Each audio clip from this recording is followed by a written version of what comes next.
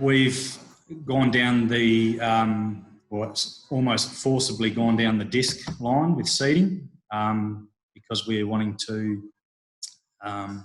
maintain soil cover and be able to penetrate, in particular, our kikuyu pastures, which I'm sure plenty of people that have tried would understand how kikuyu can become quite thatchy and hard to seed into and get good results from. So we went through a few combine setups, lots of different discs, various brands, various styles. And then about 2 years ago, we were made aware by direct seeding of the gent openers. So we began the planning of the first narrowfold bar with gent openers, and that's it. You'll see that on the screen at the moment. We've equipped it with a liquid kit, so we can apply either fertiliser or insecticide in furrow, and then obviously the seeding bins at the back are small seed bins, which is a lot of what we do.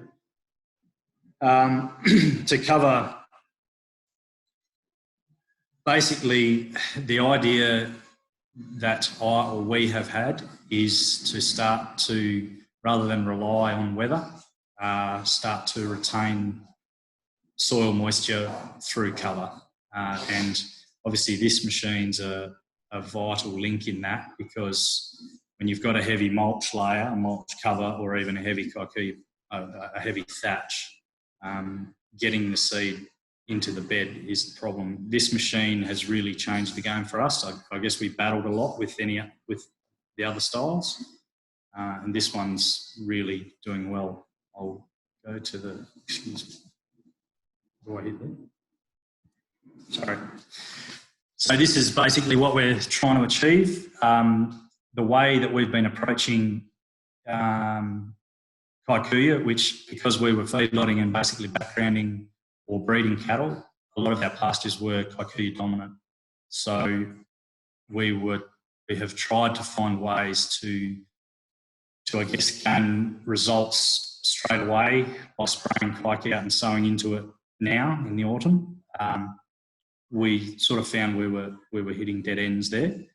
And so our approach now has been to spray out in the winter and seed oats, just forage oats in the winter where it's easy to germinate.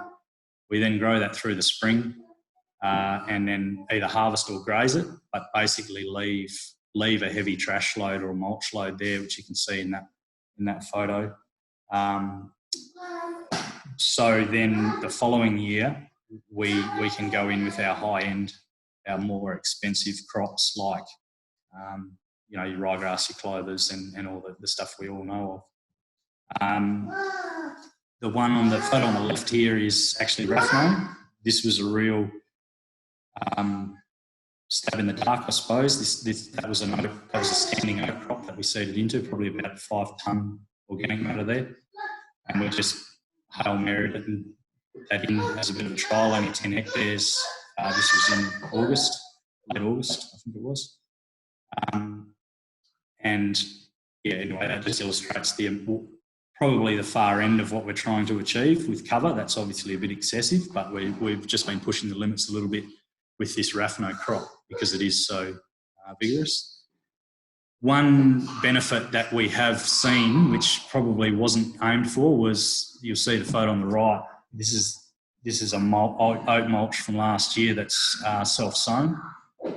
Is by having this cover, the earthworms have just gone absolutely nuts, which you know is obviously a big plus. And again, not something we were aiming for, but it's a byproduct of getting this more organic matter in the soil. And what we're actually finding is a lot of these heavy mulches with these little critters and the biodiversity under there is they are actually breaking down very quickly, which is a big positive.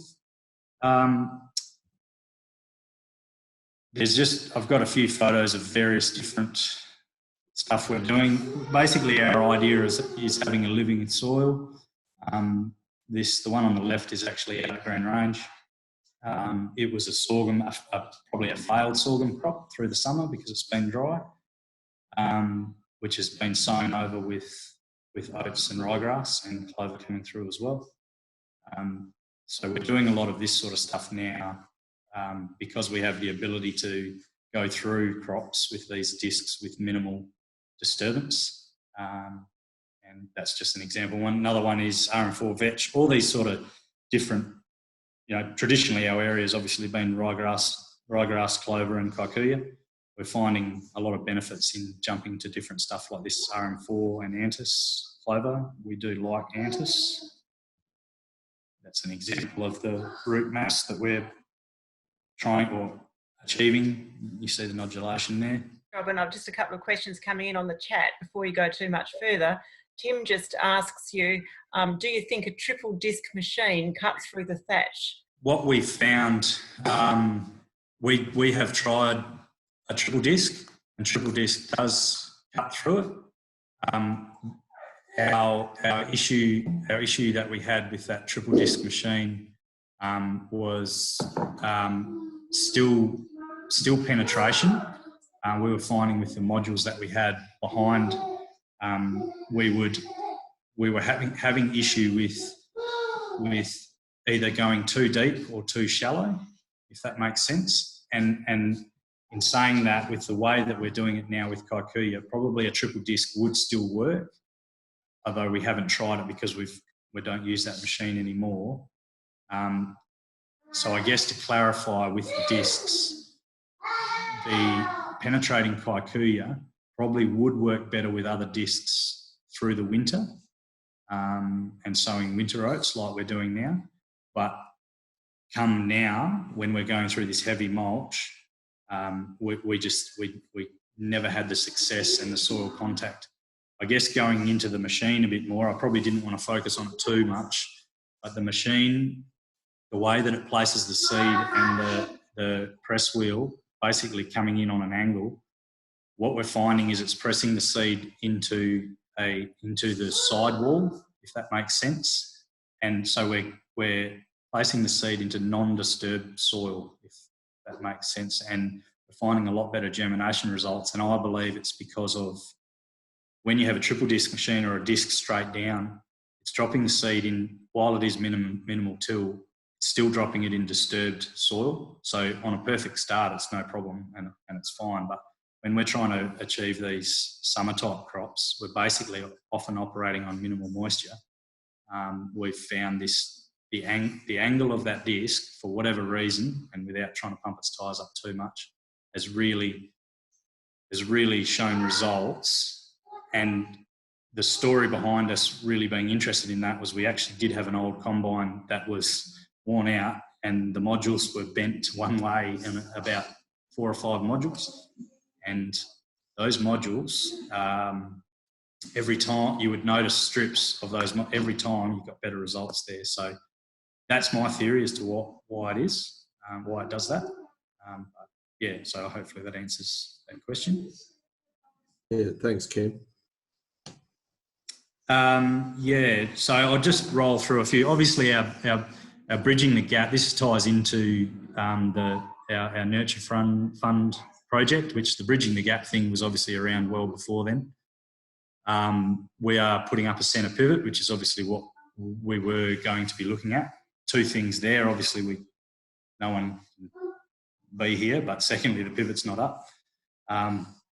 It's been delayed, but the idea is basically we're working out what we're going to grow underneath this pivot and what's most, not cost effective, but what's going to suit our area and our business the best. The idea with the pivot is that we're going to grow fodder, obviously initially to stock silage pits, and then if pits are full, we will grow stuff like what's on your screen there, chicory or lucerne, or the one that we're looking at seriously is Raphno. So this is just, yeah, obviously perennials out at Green Range. We are, I'd said to the guys the other day, we are changing in a way. We went away from perennials a long time ago. Between kikuyu and Jess is going to talk more about kikuyu poisoning.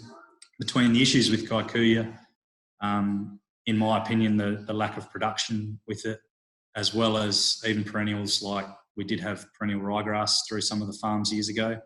We used to have a lot of trouble with staggers. So we went away from a lot of perennials and back to annuals. We're seeing a shift now, trying to push these fringe times for feed back into this crop here. Was sown out at Green Range in late August last year, and that's it. Obviously, a couple of weeks ago, 3 weeks ago, and it's now a bit on steers. So you can see, well, we're certainly seeing the benefits of going back to stuff like this. The idea where I've been going with it is to be less reliant on, I guess we've always, and everyone probably does it to an extent, is we're always constantly watching the weather and planting crops on the forecast. This is a crop that was sown into heavy earth thatch that I showed before, which we sprayed out. We sprayed it out in August and basically let it sit for 2 months. And we did a second knockdown just because there was a bit more that germinated. But basically with the heavy oak thatch, you can sort of see in the picture there, and there's more to come.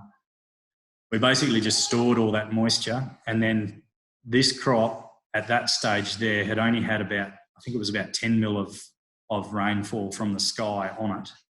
It was just sown with 100 litres of N down the tube, and that's what it looked like with that amount of rainfall on. So basically the idea that where we're going is to be less reliant on what is coming and more reliant on what has been. And part of that is sacrifice. So this paddock was obviously sacrificed to, and it was only a small paddock, sacrificed early in order to push our bulk feed period, which in Manypeaks is September, October. We're trying to kick that down the road a little bit. So this photo is obviously right New Year's, a couple of days before New Year. So it's, I guess, probably proven to me that there is benefit in it, and it's just a matter of knowing what to grow and when. This is corn split road at 16 inch with Raphno in between. The Raphno was just another Hail Mary. We had a little bit left in the box, and to be honest, couldn't be bothered cleaning it out, so we put that through there, and it's just gone phenomenally well with the stored moisture. The interesting, well, that's the paddock that the last photo was, so you can see we probably stored a bit too much moisture. So I guess I've learned from that as to when to spray out. We possibly went a little bit early, but again, that's probably seasonally dependent. More Raphno photos. There's quite a few of them. I just went around and took photos of quite a few. This is at Green Range. It was a crop. Unfortunately, I didn't take a photo of it. Some people did see it. I was actually talking to Kent Rochester this morning. A month ago or 6 weeks ago, we very nearly sprayed it out. We thought it was a failed crop, and I'm pretty happy that we didn't, because it's had pretty decent rainfall out there now and it's recovered remarkably. We're obviously going to get a fair bit of grazing out of it. I'll basically just hook into the Raphno a bit more now. I've got a few what we're finding with soil issues. I'll go into that a bit later, but we've tried a few different things. We've gone straight with Raphno, but then also we did some trials like this, split rowing with, they're just carol up oats, just light. I think it was 20 kilos of oats, and then I think it was 6 kilos of Raphno. Split road, same deal, 16 inch each one.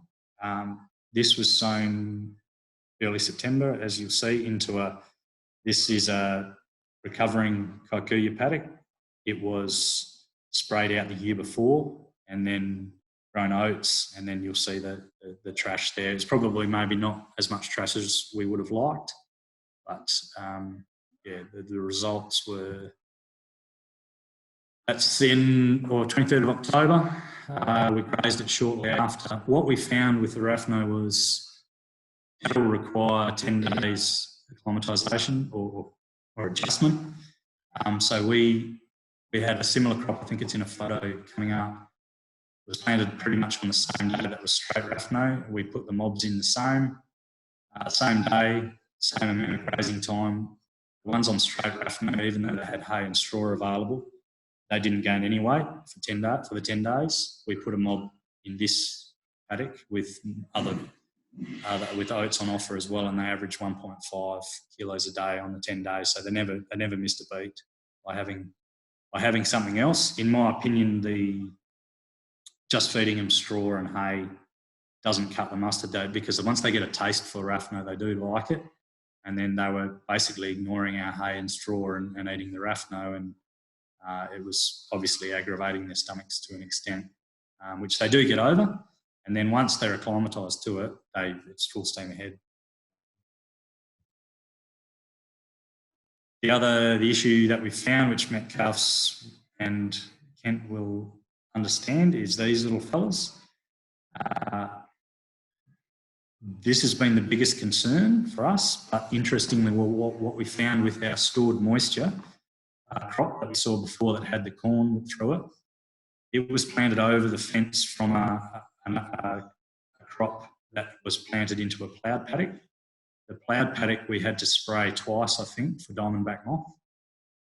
The paddock that had the stored moisture basically the Raphno never took a hit at all, moisture-wise, in the corn and Raphno, and the diamondbacks were to that extent over the fence.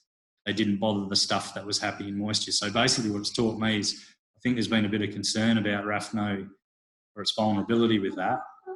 But unless it was luck, if we have Raphno planted in comfortable moisture, I don't think the diamondbacks are going to be too much of an issue. It's only when the plants become stressed, these little dudes come in and cause chaos. So, this is the crop that I was talking about before. Planted the same day or same week as the split row one, which we didn't achieve out of. However, the subsequent grazing we did. Once, as I said, they were achieving about the same, either side of 1.5 kilos a day, which wasn't, it's not, I don't think Raphno's ever going to compete with our best spring crops, but we're not actually trying to do that. If we can get 1.5 kilos a day in November or December or January, it's very, very worthwhile when hay is how it is. That's what the corn ended up like. Obviously, with this summer, there was areas that had 2-3 cobs on it and filled out quite well. So, and that's with this summer. So I guess, and I would attribute that just to the stored moisture.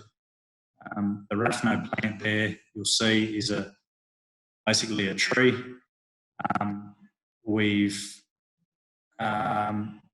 let it go too far. It should have been grazed, obviously, before then. But interestingly, it's the roots are the ones with this plant that are of interest to me. In that one there, you can see there's obviously lateral roots, which it has, but we are starting to get them to penetrate our compaction / aluminium layer, which there's a lot of debate around this at the moment. And Esther, this will tie into my question as to what we want to know about summer crops. This is probably one of the biggest issues we're finding is our lack of root development below about 6 inches. So letting this go, you can obviously see some of them are getting below that already. I probably should have put a measuring tape there.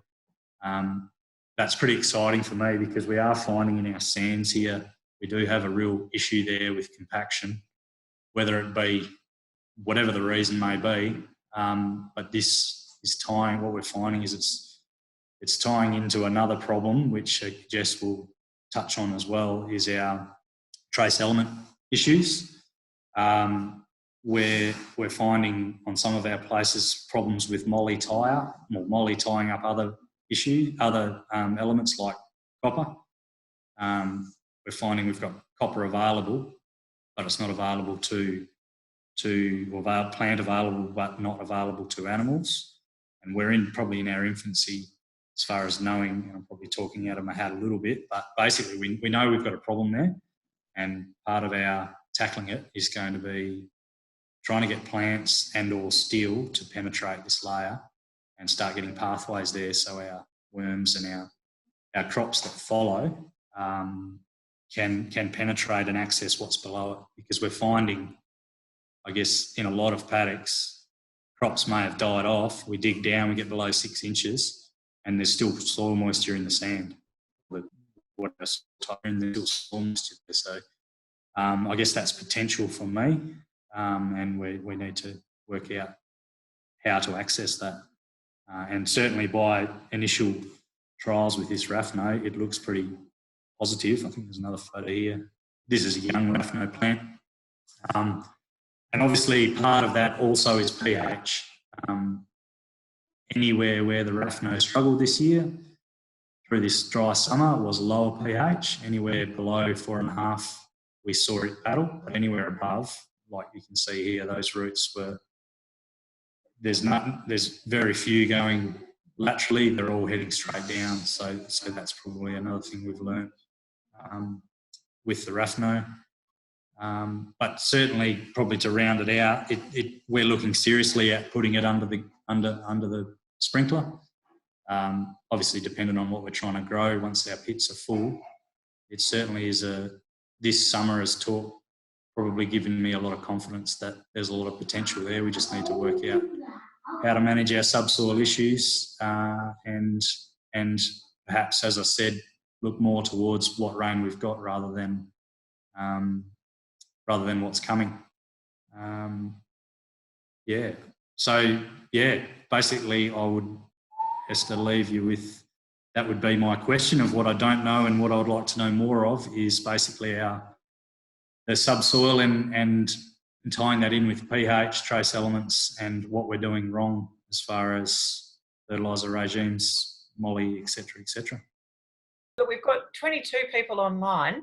Now's the chance, and I guess we've also got online several of our research partners. So we've got Phil Vercoe from UWA, we've got Carolyn from Murdoch, we've got Mandy from DPERD, and Hayley from CSIRO. So a bunch of scientists on the team. Feel free, all of you, to jump in on the chat line, or indeed raise your hand and chat. So Kim, you might like to just click on chat yourself, and you'll see that there's some questions there coming up, including a congratulations of the fantastic photos from Phil Vercoe.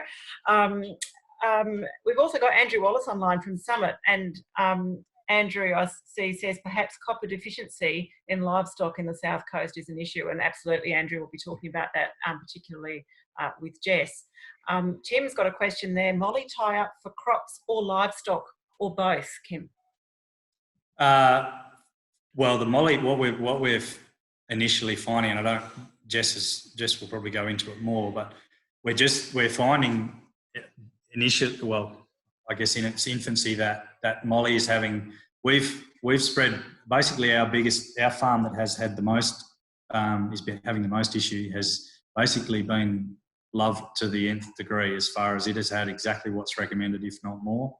Copper, zinc, molly, like the first thing I hear when people say is, with the copper deficiency, is, oh, you're not spreading enough copper. That is certainly not the case. We've probably spread too much.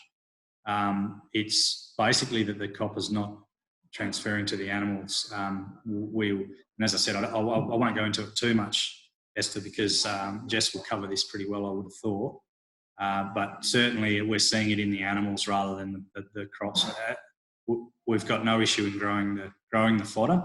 It's just the conversion, and I guess the conversation around that is to what is the best way for the animals to access that. Whether we've got to get our soil right, or whether it's like at the moment where we are administering copper and seeing results to the cattle. So and then there's all sorts of, I know Bevan, for example, is using liquid through water. I think there's a lot. I think there's a lot tied up there, and it all relates back to this soil issue. And I'm not sure what the answer is, whether it's Bevan's having the way Bevan is, or whether we can fix it in our in-crop in soil. So. So I might just note there that Hayley from Cyro has commented, high sulphur will induce copper deficiency. Have you looked at sulphur S in the plants? Yes, and we certainly onto sulphur as well. We basically think, there is a whole link up of a lot of things. As I touched on before, there's an issue with compaction, there's an issue with pH in areas. I think we've over-fertilised, and I guess we're just really going into greater depths with what we're advised to put on, what we should be putting on and what we shouldn't be putting on, where I think sometimes without slinging accusations, sometimes it can just be a generic, well, this is what you've got to put on. We're getting to a point where this area here has been farmed for sort of 70 years, and when it's had good, a high fertiliser program, we're just starting to see the back end of issues because of our high production. I think the production's not an issue. Look, through our peak period, we can grow some serious grass and we can put a lot of kilos on cattle. We don't have a problem there. I'm not saying we can't improve that, but we're seeing these areas and these paddocks through what I think is stuff like lateral root systems and these few little tie-ups maybe die off. Might only be 2 weeks or 3 weeks early on a season, or take a little bit longer to get going, but that makes a big difference when you have a bit of scale and you're having to buy fodder in or make fodder. The figures add up very quickly. So I'm just noting Mandy's comment. Do we know the quality and protein for sheep in the green phase? Andy, it's Hayley here. We've got a Cyro project looking at Raphnos. Quality tends to be really high in the green phase, although a lot of non-protein nitrogen, I suspect the nitrate levels can get up quite high. And the sulphur ratio is really high. So they're maybe constricting growth beyond what you'd see in terms of crude protein and energy. Okay, thanks, Hayley. And not a lot of fibre when they're in that nice green leafy stage.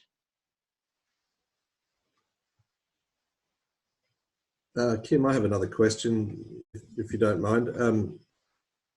Having grown Raphno a couple of times, and I know Richard has as well, how far north into the less reliable summer rain, which is less reliable for summer rain, do you think you could take Raphno and still make it pay in a reasonable proportion of years? Probably a pretty good question. The answer would be I'm not sure. I think it seems to be once you get it established, it is a very tough plant. The Green Range farm is less rainfall than here, and where it's planted is actually on the front end of that farm, which is probably, if you went on the correct figures, is probably about 150 to 180 mil lower rainfall than Manypeaks. We were able to, I wouldn't say establish it well, but on a pretty hard summer, or finish to spring and summer out there, it did establish well enough to look like it does now. So I would be hesitant to go anything below about that 550 would be my call, but again, I don't. It would be your establishment. I think if you were going to go lower rainfall, you would just need to get it in earlier to try and tap into that maybe August and early September rainfall events. Because as I said, once it's got down and established, and I probably should have got a photo of when it's dormant. It just basically goes red and looks pretty ugly, but it puts up with not much rain at all, as long as it's, as I said, the only areas were low pH where it just gave up, I think gave up the ghost. So, yeah. And Kim, Hayley just says on the chat that Sam Lehman is putting sunflowers in the autumn mix, French Ceradella perhaps for the more acidic soils. What do you think of that? Yes, we have mucked around with a bit of Ceradella and sunflowers. I do like sunflowers.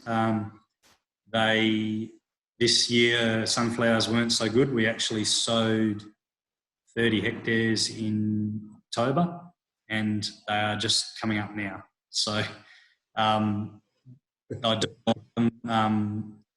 don't know. I think the main attraction with sunflowers is obviously reasonable root system, but the beneficials that they attract, it's quite amazing what little goodies are attracted to them. And cattle like them, the big plate sunflowers, they do eat them like a dinner plate. So, but certainly I'm a fan of Ceradella. We haven't done a lot of it. We do have a bit of old Ceradella on some places, but the place at Green Range has got a lot of Ceradella on it. And I am a fan while not super experienced with it. And just to read out a couple of the chats that are coming in. So Richard has put his IT son Christopher onto the chat line to say, we've grown a crop of it at Mount Barker and it's done well on no summer rainfall and warmer than Manypeaks. It responded well when it did get some rain in March. And Damon Parker says, Brazil canola used to graze well on a hard summer at Jerry. Unsure of performance in the higher rainfall zone as I'm still new to the wet. Yeah, I think he's right with the Brazil. It's one that's been on the list. We just haven't been able to source seed just yet. But I think Damon's right onto it. I think there would be a place. There's a lot of stuff that I guess we've been told won't grow down in these high rainfall zones, but we've got to face the facts. We are in a drying phase of the climate. It is getting a bit dry here and warmer. I think there is a lot of stuff. Vetch was a good one that we basically were told wouldn't grow very well here. It grew fantastically well on very low pH here, and I think a lot of it is just to do with the mild climate. So yeah, there's a lot of stuff there that we can do that I guess everyone's been guilty of at some stage is not trying stuff. But yeah, this is where this group, and chats like this are fantastic because we can get it out there that stuff like this can really improve not only stocking rate, but your soil and everything that goes with that. There's guys really, really pushing the limits. Kent's on here, Kent's one of them, and Metcalfe's, and willing to give it a bit of a go and probably not too worried about if it fails. That's the best way to learn, obviously. So I think, yeah, just talking about it and perhaps just doing more of this sort of stuff and sharing our knowledge and, what people are finding.